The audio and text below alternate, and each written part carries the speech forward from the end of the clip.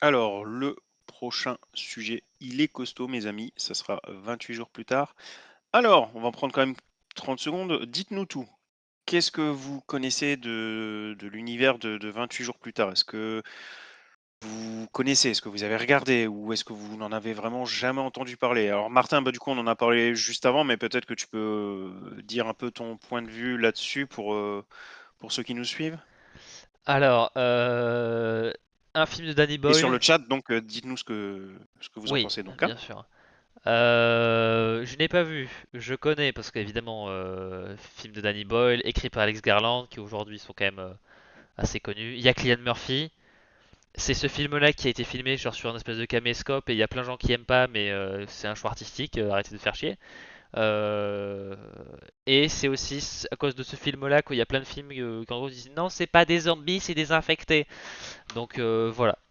Et c'est un peu un culte, enfin un film culte un peu de zombies quoi en termes. Bon, on va dire que film classique de zombies, je dirais Romero, film moderne de zombies, je pense que 28 jours plus tard est quand même dans le top 3 très très facile quoi.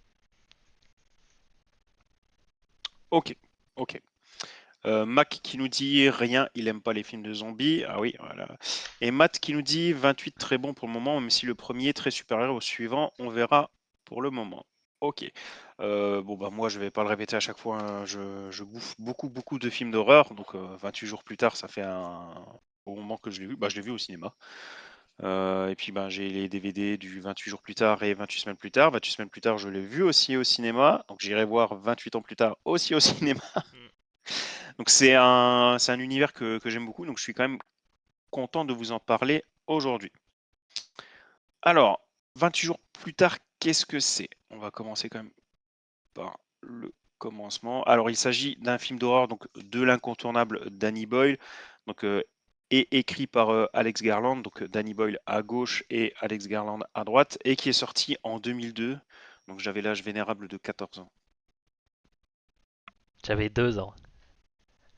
J'avais 2 ans. Tu l'as vu au Ouais, cinéma du coup? ouais bien sûr. Ouais. 14 ans, la vache, la vache. Le synopsis, il est assez simple. Donc, c'est dans un laboratoire, il y a un virus extrêmement contagieux nommé Fureur ou le virus de la fureur. Fureur du genre et pas Fureur, l'homme à la moustache, bien sûr.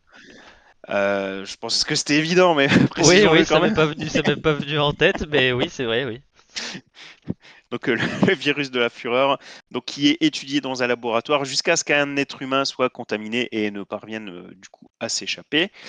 Et de notre côté, du coup, nous suivons le personnage de Jim qui se réveille d'un coma. Et quand est-ce qu'il se réveille de ce coma? 28 jours plus tard. Exactement, 28 Bravo jours moi, plus tard. bravo moi. Donc, du coup, c'est finalement à travers ses yeux, en fait, que tu vois les dégâts qu'ont pu faire les contaminés en seulement 28 jours. Alors, pourquoi ça a marché? Euh, Comment un film de zombies, on va dire, autre, bah, tu en as parlé, autre que celui de Romero, a pu cartonner alors qu'on sait hein, que bon déjà les films d'horreur pour satisfaire la critique et le public c'est compliqué, mais en plus un sous-genre c'est d'autant plus rare. Et là pour le coup, il a pourtant été apprécié donc par la critique et le public. Et bah peut-être parce que justement c'est peut-être pas un film de zombies. Mais avant de partir sur ce point-là, on va quand même on va quand même parler un peu du film. Donc, comme je l'ai dit, à la réalisation, nous avons Danny Boyle. Euh, on lui doit La plage, l'excellent Slumdog Millionnaire, qui est peut-être mon préféré du réalisateur. Sunshine, Excellent Sunshine. Yesterday, que j'avais bien aimé aussi. Je l'ai pas encore vu. Je suis Sunshine? deg. J'adore Danny Boyle, j'ai pas encore vu Ah, Sunshine. il est très très bien. Après, Ça moi, craint quand c'est même. vrai que je suis plus SF que horreur, donc c'est peut-être pour ça que toi t'as regardé 28 jours et moi Sunshine, mais très bon C'est tout à Sunshine. fait possible, Mais mais un peu ça horreur fait aussi 10 ans Sunshine, qu'il hein. est sur ma liste, j'ai toujours pas vu. Un petit peu horreur Sunshine, hein. Je dis pas en quoi, mais il y a des trucs. Ah, ok. Il y a des Ok, touches, il y a des bon. touches que tu devrais apprécier. Il a fait aussi le peut-être un peu facile mais efficace Yesterday, le petit meurtre entre amis, le Trainspotting qui est aussi très connu, et 127 heures que j'avais un peu moins aimé quand même. Ouais, c'est que une petite brochette de tout ce qu'il a fait. Donc personnellement, c'est un réalisateur que j'aime beaucoup et le moins vraiment le moins que l'on puisse dire à son sujet, c'est que clairement, il sait tenir une caméra. La musique, elle est quand même vachement connue aussi. Elle a été réalisée par John Murphy, qui nous pond notamment le titre In the House in a Heartbeat. Je suis en train de chercher parce que j'avais mis le raccourci. Voilà, je vous envoie la musique si vraiment vous la connaissez pas. La mu- John Murphy, la musique qu'il a fait pour Sunshine est aussi très très Hop connue. là. Le Adagio en G minor, je sais plus, mais qui est aussi très très connu, qui a été repris sur plein de montages. Enfin voilà, vous mettez John Murphy, la chanson la plus écoutée de Sunshine, elle est méga connue, et c'est lui qui fait la musique du prochain Superman. Voilà. Ah, bon à savoir ça. Voilà. Ok, ok. Du coup, là, je vous ai mis le lien de la musique dans le chat. Si vous êtes sur YouTube, je vous le mettrai aussi dans la description. Donc, c'est un titre qui a été entendu au moins une fois par les trois quarts de la planète, même si le film n'a pas été vu, hein. C'est vraiment ce genre de musique, quoi. Donc, ça a vraiment très très bien marché. J'avais aussi préparé. Hop, voilà. Si ça vous intéresse, ici, vous aurez la bande-annonce. Hop là. Alors, pour la bande-annonce, je crois que c'est pour celui-là, j'ai été obligé de vous la filer en VO parce que toutes les bandes-annonces VF étaient en de très très très mauvaise qualité. Du coup, j'ai préféré vous le filer en VO pour celui-là. Côté acteur, Christopher Eccleston et Brendan Gleeson se démerdent bien, c'est évident. Mais franchement, Naomi Harris, quoi. Cillian Murphy, quoi. Ils sont juste incroyables dans ce film. C'est pas étonnant qu'à chaque projet de suite, la première question qui vient, c'est est-ce qu'il y aura Cillian Murphy? Est-ce qu'il y aura Harris? Et Danny Boyle y revient. Ce sont toujours les questions qui reviennent. Et encore une fois, c'est pas pour rien, c'est parce qu'ils ont fait un taf mais de dingue sur ce film. Puis, bon, on connaît, je pense, maintenant un peu plus quand même Cillian Murphy que Naomi Harris.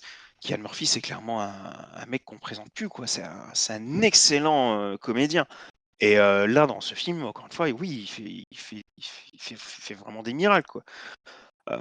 Ils ont vraiment fait un travail de dingue et du coup les personnages respectivement de Jim et Selena, heu, pour citer que ces 2 personnages-là, sont vraiment, vraiment cool, quoi.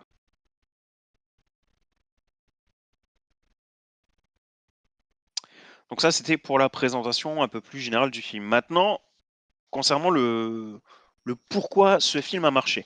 L'une des raisons, je pense que c'est l'ambiance. 28 jours plus tard, c'est la revisite d'une ville de Londres qui est morte, quoi. 20 jours plus tard, c'est des rues vides, c'est un silence pesant pendant un bon moment pendant le film. C'est les plans larges, comme vous pouvez le voir. Là, je vous ai mis en place un petit florilège des plans larges où tu vois vraiment le côté seul au monde, quoi. Vraiment la dimension cauchemardesque, mais sans le côté du sang partout, quoi. Tu regardes un film d'horreur, mais en fait, tu es subjugué par la caméra, quoi. En fait, tu es subjugué par les rues vides. C'est génial, c'est extraordinaire. Alors, il y a que vraiment certains réalisateurs de talent qui peuvent te prendre comme ça à contre-pied, quoi. On te vend un film d'horreur et en fait, on te montre des rues et des buildings et putain, ça défonce quand même, quoi. C'est c'est vraiment énorme et c'est une fois que le rythme du film s'accélère et que la dimension horrifique décolle que là, vraiment, tu rentres, entre guillemets, dans la dimension un peu plus classique du film d'horreur. Mais même à ce moment-là, lorsque tu tombes, dans le un peu plus, conventionnel, mais waouh, quoi! Les contaminés qui veulent te choper, ils ne courent pas, quoi, mais ils galopent. Mais vraiment, quoi, ils galopent. On est en 2002, hein. On n'est pas en 2024 avec, The Last of Us. C'est assez fou, quoi. C'est un mec a une goutte de sang d'un contaminé dans l'œil, je sais pas quoi, 15 secondes après, il commence déjà à essayer de te courser, quoi. C'est c'est vraiment incroyable et même là, une fois que tu tombes, encore une fois, sur ce côté, plus classique de horreur, même là, tu as encore une fois un gros travail sur l'image qui est fait, quoi. Les zombies qui galopent, l'abondance de sang,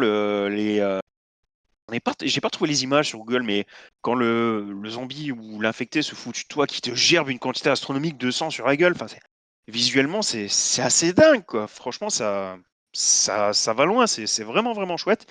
Et Et enfin, faut quand même en parler un petit peu. Le scénario, c'est pas un casse-tête à la Inception ou Tenet, c'est évident, mais il y a quand même clairement de quoi réfléchir, hein. C'est un peu comme Georges Romero, justement, hein, Romero, qui critiquait la société de consommation dans son film, hein. Ici, c'est un peu le même principe. La critique sociale et politique est assez évidente dès lors que tu veux réfléchir un peu. Donc, ce film, vraiment, il faut pas le résumer à un simple film d'horreur. Disons, pour moi, il a 28 raisons d'être culte. Ah ouais, joli. C'est beau, c'est beau. Alors du coup, je voulais pas perdre le fil, alors j'ai pas lu vos commentaires, je vais les lire que maintenant. Alors, le Führer, ce virus te fait pousser une moustache moche et te pousse à brûler des livres. Pire cauchemar d'un fan de comics, putain, ouais. C'est exactement ça, ouais. Pas tu très bon pour le moment, hein. Oui, scénario très proche d'un comics de l'époque pas très connu, Rise the Dead, je connais pas effectivement. On dirait une photo de famille lors d'un barbecue. Mon Dieu, j'ai peur de voir de quelle photo. Ah, bah C'était, celle au milieu, je suppose. non, non, c'était celle Celle-là au d'après, milieu? je crois. Non, pour moi, c'était celle d'après ou. Pour moi, c'était celle en bas à droite, mais je peux me tromper. En termes de timing, je crois que c'était ça, mais je. Celle où il court? Non. Ah, je sais pas. Je sais plus. Oh, ça doit être celle-là, le pique-nique au milieu. Bon, je sais pas, hein. Anecdote, mais en vrai, Romero était contre le terme zombie. En fait, en vrai, il a mis en scène des ghouls. Ouais, ça, des On va pas fois. jouer sur les mots, c'est comme infecté. Bon, hein, c'est des zombies, hein, on va pas nous la faire à l'envers. Ouais. Non, ce sont des infectés. Non, non. Ouais, oui, bah comme dans The Last of Us, hein, c'est des infectés, c'est pas des zombies. Non, non, c'est pas de ça qu'on parle, Matt. Ouais, c'est effectivement. Non, non, là, c'était en pleine période où il y avait des gens hein, dans les rues, donc ça a dû être un peu casse-pied des fois pour tourner, mais ils l'ont fait, et de la plus belle des manières. Donc, sans surprise. Oh. Ah oui, c'est parce que je vous avais mis aussi des images. De 28 semaines. Ouais, parce que j'avais eu du mal à trouver en fait des images des monstres en bonne qualité, des zombies en bonne qualité. Donc celui-là, c'est le premier, c'est 28 jours plus tard. Par contre, celui-là, effectivement, c'est tiré de 28 semaines plus tard. Bon, après, c'est pas déconnant si je mets là, parce que par contre, la technique pour Ouais, c'est la même. montrer des personnes infectées est exactement la même, hein. Donc du sang partout, les yeux rouges, un côté incontrôlable. Je te course de toutes mes forces pour te niquer ta race et je crache du sang. Voilà. C'est un peu ça. Il y a un côté, je trouve, pour avoir lu un petit peu le cross de Garth Ennis, il y a un petit peu le même traitement des zombies. Dans le côté vraiment hyper virulent, enfin, une goutte de sang et Avec c'est le finito, sexe en quoi. plus, mais oui. Oui, dans Ouais, ouais. Crossed, oui, mais en termes de vrai, vraiment, ouais, de côté virulent du truc, et genre c'est instantané, puis tu cours partout et tu fais n'importe quoi. Oui, Matt, je suis assez d'accord. Après, bon, le personnage qui sort du coma et qui découvre un nouveau monde, bon, je pense pas que ce soit 28 jours plus tard qu'il l'ait mis non plus. Ça doit être assez vieux comme le monde. Mais par contre, dans le sens où ce sont tous les deux des films de zombies avec des poches de résistance tous les deux, Quand est-ce qu'a commencé The ça Walking fait un Dead? peu bizarre. Euh, Le comics, hein? Oui, oui, j'avais compris. Je vais regarder. Est-ce que ça date d'avant Oh, pas Invincible? 2002. Bah c'est peut-être parallèle, hein, comme est-ce que soit c'est parallèle, soit c'est une influence très directe, mais Alors, le comics 2003. 2003, ouais. Je pense que l'un a inspiré l'autre, je pense. Après, alors je préfère 1000 fois 28 jours plus tard à Walking Dead, mais je vais clairement pas dire qu'il a pompé. Enfin, Non, ici c'est parti. encore une fois, c'est se réveiller d'un coma, c'est vieux comme le monde, quoi. Christopher Eccleston, qui est un docteur de Doctor Who, d'ailleurs, je le reprécise. Ah, ok, Ouais, c'est le premier du ok, reboot de 2005 qui est resté qu'un an, mais il a été docteur pendant une saison. On le voit à l'écran là, c'est ok, pour ça. je savais même pas. Bah, j'ai toujours pas attaqué. Il faut, C'est un gros mais il morceau. faut du temps pour ça. Ah oui. Alors, vu le succès du film, sans surprise, en 2007, on a droit à une suite. C'est pas 29 jours plus tard, c'est 28 semaines plus tard. Donc le réalisateur et le scénariste du film sont impliqués dans cette suite, mais avec une certaine distance quand même, hein. Le seul à véritablement reprendre son poste, c'est John Murphy pour la musique. Et c'est idem niveau casting, hein. Tout le monde est occupé, alors on part vraiment sur du nouveau. Hop. Alors, nous avons Rose Byrne, nous avons Robert Carlyle, nous avons Imogen Pott. J'espère ne pas massacrer son nom. J'avais préparé la fiche, mais à chaque fois, je me suis posé la question de Moi, comment je le lis. je dis Je Imogen suis pas sûr. Poots, mais c'est ma prononciation, hein, donc je sais pas si elle vaut. Franchement, je sais pas du tout. Euh, Si vous avez la réponse, hein, n'hésitez pas à nous le dire. Je ne sais pas. Voilà. Euh, Donc ça, c'est pour le casting principal. Et pour le casting un peu plus secondaire, eh ben, il y a du lourd, hein, mes amis. Dès lors que vous êtes un tant soit peu geek, il y a du lourd, hein. Nous avons l'ami Jérémy Renner, qui est d'ailleurs, bah là, il est tout en haut à gauche, il est au milieu, c'est le militaire. Nous avons Harold Perrineau, que l'on a vu notamment dans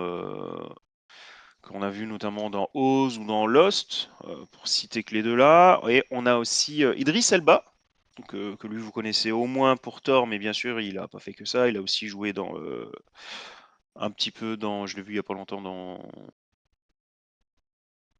The Office, il joue dans Fire. Donc clairement dès lors que tu es geek, il y a quelques visages que tu reconnais sans aucun problème. Niveau scénario, on est dans la continuité du premier. Mais forcément, donc, 28 semaines plus tard, donc l'Angleterre est jugée sauve, puisqu'on part du principe en fait que tous les individus qui étaient infectés sont morts de disette et que finalement, qu'il n'y a plus d'épidémie, quoi, hein. Donc il y a l'OTAN du coup qui veut mettre en place la repopulation, on va dire la récupération des différentes terres britanniques. Donc ils partent pour ça d'un quartier sécurisé qui est clairement habité où ils renvoient des gens par bateau très fréquemment pour tout doucement, au fur et à mesure qu'ils arrivent à sécuriser des quartiers, s'étendre un peu plus, un peu plus. Donc un espace sécurisé, gardé par l'armée, et le but c'est de s'avancer donc au fur et à mesure. Même si vous vous en doutez, on n'aura pas le temps d'aller jusque-là dans le film. La bande-annonce, hop, la voilà. Je vous la mettrai aussi dans le chat. Ah, tiens, c'est pas semaine. Est-ce que c'est mène avec un S? Non. Qu'est-ce que Hmm. j'ai fait de pas bien?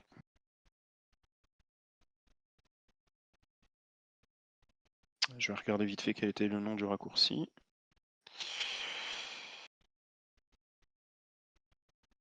Alors, hop, commande.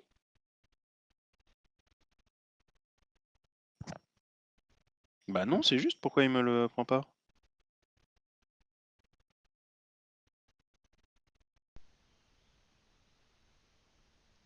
T'avais peut-être. Ouais, non, mystère. Je sais pas pourquoi il l'a pas pris la première fois. Bon, c'est pas grave. Donc, alors, Qu'est-ce que je peux, qu'est-ce que je peux dire? Donc, on repart quand même assez vite. Oui, voilà, on repart quand même assez vite sur une contamination de grande envergure. Donc, le côté oui, vous inquiétez pas, et puis on va repeupler au fur et à mesure. Ça, c'est vraiment au tout début, hein, mais le film ne prend pas du tout cette direction au final. Et dès le premier film, on t'explique que c'est un problème qui est essentiellement britannique, hein, mais là, avec ce film, ça va un peu plus loin puisque la dernière scène te montre en fait des infectés courir, encore une fois comme jamais, depuis une station de métro jusqu'à la Tour Eiffel. Alors, dans ce film, il y a de très bonnes choses, mais moi, c'est surtout l'intro et la toute dernière scène qui me donnent à chaque fois des frissons, qui ont des scènes quand même assez dingues. Et là, pareil, je vous les ai préparées. La scène d'ouverture, elle est là, qui est finalement une simple course-poursuite, hein, mais waouh, Je course-poursuite crois que je de la connais. dingue. Il court à travers le champ là. Exactement. Hmm. Oui, Ah bah regarde, t'as pas vu le film et tu la connais, c'est que. oui. Donc non, non, elle est très très très très chouette. Et pour la scène de fin, c'est pareil. Donc là, c'est comme je vous ai dit avec l'arrivée sur Paris. Moi, ces deux scènes, clairement, elles me donnent des frissons. Alors après, concernant le film en lui-même. il est évident que les personnages n'ont pas le charisme du premier film, mais bon, ils restent intéressants et surtout, ils te prennent parfois à contre-pied. Heu, Ils te surprennent souvent par leur choix, par les directions qu'ils prennent. Un personnage qui est supposé être le héros, tu vas vite te mettre à le détester et l'inverse aussi. Donc c'est assez surprenant sur ce point-là et sans que ce soit, en un manque de crédibilité quoi, je veux dire, hein, sans qu'il y ait un manque de crédibilité, hein, donc là-dessus, vraiment, c'est peut-être, là-dessus plus surprenant, on va dire, que le 1er film où l'écriture est très belle, mais les personnages, restent, extrêmement intéressants, mais ne te surprennent pas vraiment, on va dire. Heu, Tandis que là, les personnages sont peut-être moins bien travaillés, moins bien écrits, c'est peut-être même pas peut-être, c'est évident. Par contre, ils te prennent un peu à contre-pied, donc ça, voilà. Alors par contre, on n'a pas du tout la même ambiance que le premier film. Heu, Tu as de nouveau un message politique, hein, mais pareil, il est un peu moins bien maîtrisé quand même que le premier film. Sans doute un peu trop dilué dans les différentes scènes d'action. Bon, je suppose que tu peux pas tout avoir. Voilà, donc personnellement, j'ai toujours un quand je regarde le premier film, je regarde toujours le deuxième aussi, hein, donc voilà, je pars du principe que, ouais, que les 2 forment un tout et j'espère que je pourrai dire la même chose, pour le troisième. Mais, il est évident que, ils n'ont pas du tout les mêmes qualités, et je dirais même, ils n'ont pas du tout les mêmes défauts non plus.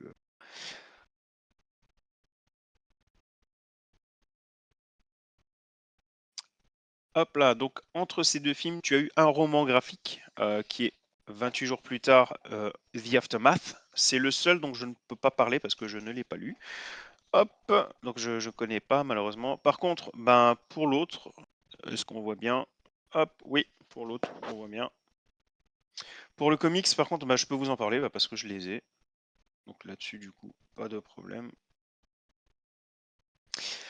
Alors, c'était édité à l'époque par Delcourt, c'était en 24 numéros US, donc c'est quoi 5 tomes pour nous. Là, vous avez une cover et ici un intérieur du comics. Comment je... Putain. Alors t'es plus en plein écran, je sais pas si t'as fait échappe ou Mais quoi, c'est mais ce que j'essaye. ouais, attends, Alors, si tu hop, refais ça. et hop, voilà.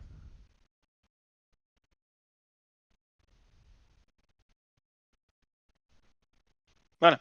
Donc, pardon, je disais 5 tomes, donc, où cette fois, contrairement au deuxième film, vous savez, tout à l'heure, je vous ai dit, c'est la suite du premier film, mais on reprend pas les mêmes acteurs et donc on reprend pas les mêmes personnages. Ici, c'est pas le cas. Donc, c'est-à-dire que ici, comme le titre du tome l'indique, on suit Selena, donc vraiment principaux du premier film. Heu et au niveau de l'histoire, en fait, c'est un groupe de journalistes qui, vient la chercher pour qu'elle puisse se servir entre guillemets de guide, au sein du territoire, infecté, pour que les journalistes puissent révéler ce qui se passe exactement, du côté du Royaume-Uni. Alors bien évidemment, au début, elle veut pas, après elle veut, après elle veut, après elle veut pas. Bon, ça évidemment, il y a eu clairement un traumatisme, mais si elle y va pas, le bouquin n'avance pas, donc elle finit par y aller. Sauf que là-bas, non seulement l'infection est toujours là, mais surtout, il y a un homme qui la recherche. Je ne dis pas qui c'est pour pas spoiler, même si ça fait 30 ans que c'est sorti. Ça serait quand même dommage. Et il la recherche et c'est clairement pas pour la serrer dans ses bras. Euh, c'est très bon. C'est vraiment très très très bon. Pour être honnête, j'ai acheté les 5 tomes, quand ils sont sortis, c'était il y a très longtemps. Vraiment très, très longtemps, hein. J'ai lu les 5 tomes et puis je les ai rangés et l'année dernière, bah, il fallait que je fasse de la place, donc j'ai commencé à faire un tri. J'ai commencé à faire, un tas de livres, que j'étais prêt à vendre et un autre tas de livres en mode, bon, oui, je vais les vendre, mais je vais les lire, une dernière fois quand même avant. Ces 5 tomes du coup de 28 jours plus tard, ils étaient dans cette pile en mode, bon allez, il me faut de la place, je les vends, je vais les lire quand même une dernière fois avant parce que je m'en souviens à peine et bah, du coup, je les ai remis à leur place après quoi. Donc parce que c'était, je pense que ça vous est déjà arrivé quoi, mais ils sont vraiment très bons quoi, donc du coup, bah, j'ai encore les 5 là. Bah, ils sont d'ailleurs juste, à côté d'Invincible, cher Martin. Ils sont Oui. entre Invincible et Y, le dernier homme. Ah oui, oui, d'accord. Voilà. Ouais. Non, mais c'est une expression, Mac. Oh là là. Oh là là là là. Donc ouais, clairement, alors je crois qu'ils sont depuis le temps, bah, ils sont plus du tout édités hein, par Delcourt, mais si vous avez l'occasion, Delcourt, si si vous quelqu'un, nous écoutez, republiez-le. ouais, 28 ans plus tard sort. Donc pensez à mes copains lecteurs de comics, republié 28 jours plus tard. Ah, après, si c'est plus édité, comme d'hab, je suppose que vous allez sur les sites d'occasion et puis vous avez toujours deux trois connards qui les vendent à 120 balles l'unité, hein, si vous avez plein de sous. Ah, c'est beau le monde du Voilà. scalp. Ah non, mais c'est insupportable ça. Là, j'ai raté les decks Commander Final Fantasy. Enfin, raté, c'est un grand mot quoi. J'ai regardé, ils étaient sortis vendredi, j'ai regardé lundi. Ouais, non, mais vas-y, là, ils sont en train de les vendre déjà en occasion à 175 € les trucs. Ils sont complètement cinglés. Bon, bref, du coup, j'en ai pas. Sniff, sniff, sniff. Euh, Pour le reste, bah, pendant 20 ans, en fait, on a parlé d'une suite, hein. Euh, Alors, au début, on a parlé d'une suite qui s'appellerait 28 mois plus tard, forcément. Mais genre tous les ans, hein, tu avais une rumeur de merde comme quoi ça allait arriver. Finalement, le temps a passé, c'était tellement long qu'on a sauté le 28 mois plus tard pour passer à 28 ans plus tard.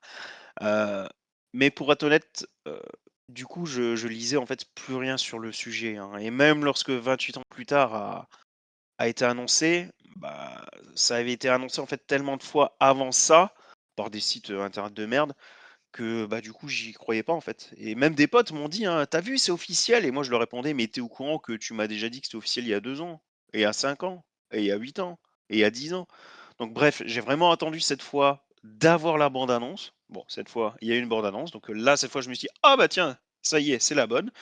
Du coup, j'ai pas regardé la bande annonce parce que je veux pas la voir, je veux vraiment découvrir le film au cinéma.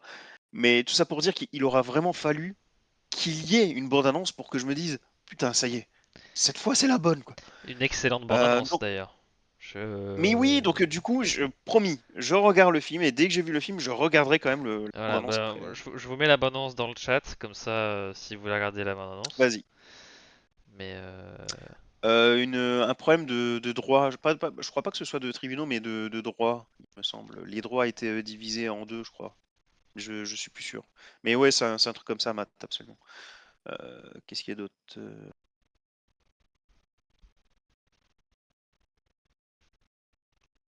Je ne connais pas la signification de ce mot revendre. Ah, Matt, t'as jamais eu un problème de place? bah, Tu vis quoi, dans un ouais, château? ouais, dans un 300 mètres carrés. Euh, Et puis ça fait un peu de sous-sous quoi aussi. Ouais, accessoirement, ouais, parce que, bah, ouais, ça coûte des sous, effectivement. Ça coûte des sous.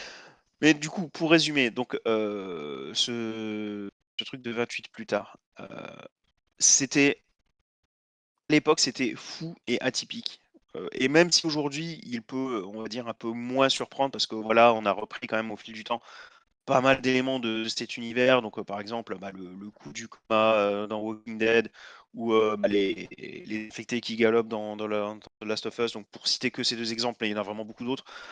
Pour moi, la saga reste une valeur sûre du cinéma d'horreur, et 28 jours plus tard, reste une valeur sûre du cinéma tout court.